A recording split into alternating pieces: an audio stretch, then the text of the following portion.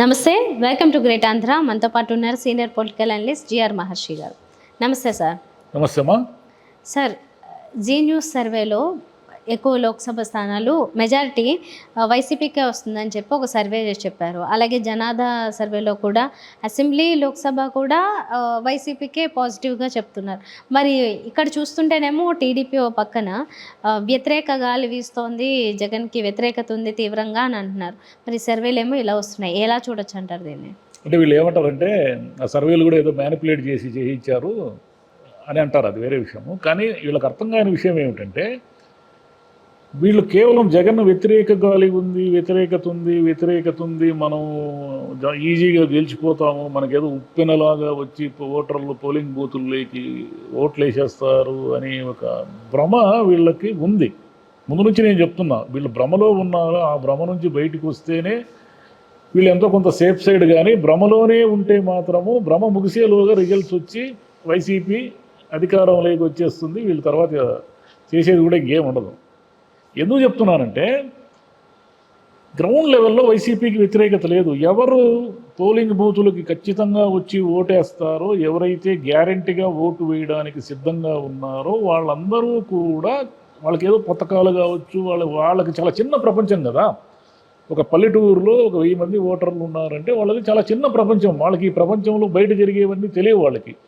ఈయన 1వ తేదీ జీతం ఇవ్వలేదనో, లేదా ప్రతి నెల అప్పు కోసం ఢిల్లీకి వెళ్తున్నారనో వీళ్ళు చెప్తున్నా, ఈ వచ్చే న్యూస్ అన్నీ ఉంటాయే, ఇవన్నీ వాళ్ళకి అనవసరం. అభివృద్ధి లేదనో ఇంకోటో వస్తుంటాయి కదా. ఆ వార్తలపైన వాళ్ళకేం పెద్ద ఫోకసింగ్ ఉండదు.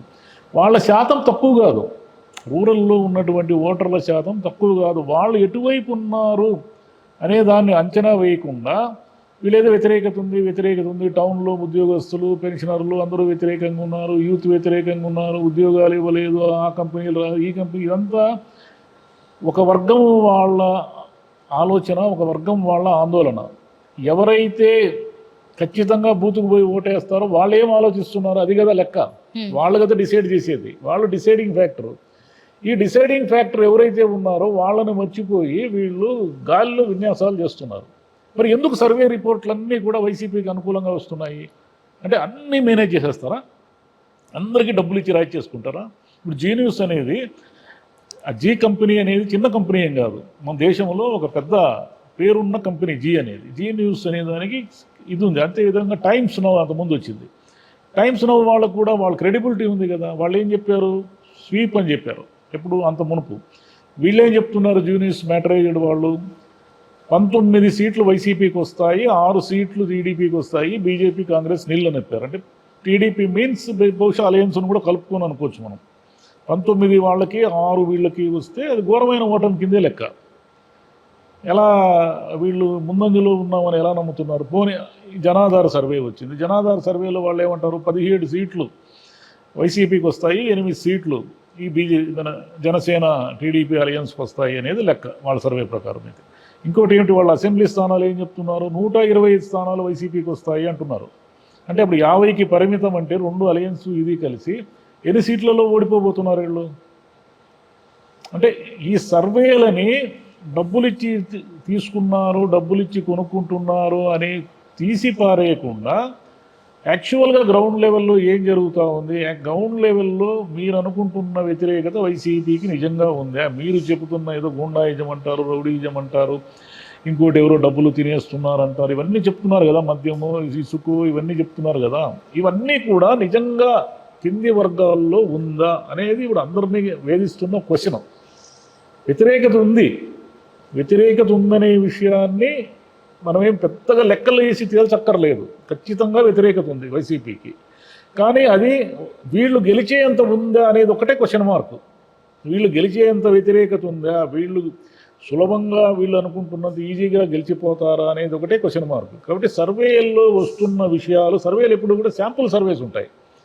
సర్వేని మనం పెద్దగా ప్రామాణికంగా, సర్వేని లక్షల మందితో చేయరు కదా.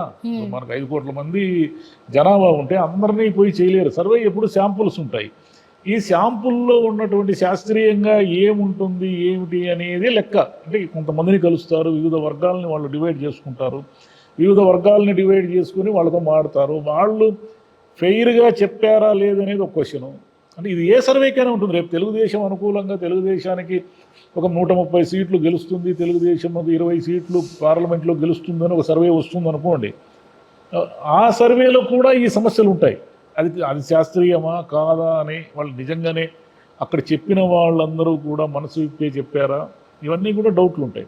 కాబట్టి సర్వే ఆధారంగా మేము గెలిచిపోతాము అని వైసీపీ వాళ్ళు అనుకోవడం ఎంత తప్పో, ఈ వైసీపీ వ్యతిరేకత ఉంది కాబట్టి మేము సులభంగా మాకు జనమంతా వచ్చి ఓట్లు వేసేస్తారు మేము గెలిచిపోతాం అనుకోవడం కూడా వీళ్ళది అంతే తప్పు. ఎందుకంటే ఎన్నికల నోటిఫికేషన్ వచ్చిన తర్వాత కొంచెంగా జనం బయటపడడం మొదలవుతుంది. కొంచెం మెల్లిగా నియోజకవర్గాలు, చిన్న ఊర్లలో జరిగే సభలు వీటిని ఆధారంగా మనం ఒక అంచనాకు రావచ్చు. అంటే జనము అప్పుడు ఏం చేస్తారంటే తరలించినా కూడా రారు, వాళ్ళకి మూడ్ పోతుంది, వాళ్ళు క్లారిటీగా ఉంటారు. వీళ్ళకి వేయాలి, వీళ్ళకి వేయకూడదు, వీళ్ళకి వేయాలి, వీళ్ళకి వేయకూడదు అని ఉంటారు. అట్లా ఉన్నప్పుడు అంటే ఎలక్షన్ దగ్గర పడే కొద్దీ ఆ మూడు మనకు అర్థమవుతూ ఉంటుంది. మనకి ఇక్కడ తెలంగాణలో కాంగ్రెస్ గెలుస్తూ ఉందని చాలా సులభంగా ఎందుకు చెప్పగలిగారు అంటే కాంగ్రెస్ మూడు తెలుస్తూ ఉంది, కాంగ్రెస్కి ఈసారి ఓటు వేయబోతున్నారు జనం అనేది. అట్లనే ఇంకా నోటిఫికేషన్ వచ్చి కొంత టైం గడిచే కొద్దీ మనకు అర్థమవుతూ వస్తాయి. కానీ యాజ్ ఆన్ టుడే జగన్ వీళ్ళు అనుకున్నంత వీక్గా లేడు, అతను ఆత్మరక్షణలో లేడు, అతను దాడి చేసే దిశగానే ఉన్నాడు. మీరే ఆత్మరక్షణలో ఉన్నారు. మీరే నిన్న పవన్ కళ్యాణ్ మాటలు ఎట్లున్నాయి, ఒక రకమైన ఆత్మరక్షణలో ఉన్నట్టుగా ఉన్నాయి ఆయన మాటలు. ఆయన దాడి చేసే విధంగా జగన్ని అంత చూస్తా, జగన్ని మామూలుగా వదలను అని ఆయన చెప్తున్నాడు. కానీ మళ్ళీ ఆయన ఏం చెప్తున్నాడు, మాకు శక్తి లేదు, మేము ఎలక్షన్ చేసుకోలేము, మేము పోలింగ్ ఏజెంట్లను పెట్టుకోలేము, మేము మా జనసేనలో అన్ని నియోజకవర్గాల్లో నాయకులు లేరు, ఇవన్నీ చెప్తున్నాడు. ఇవన్నీ చెప్తున్నావు అంటే ఏమిటి అర్థము? నువ్వు ఆత్మరక్షణలో ఉండవని అర్థం.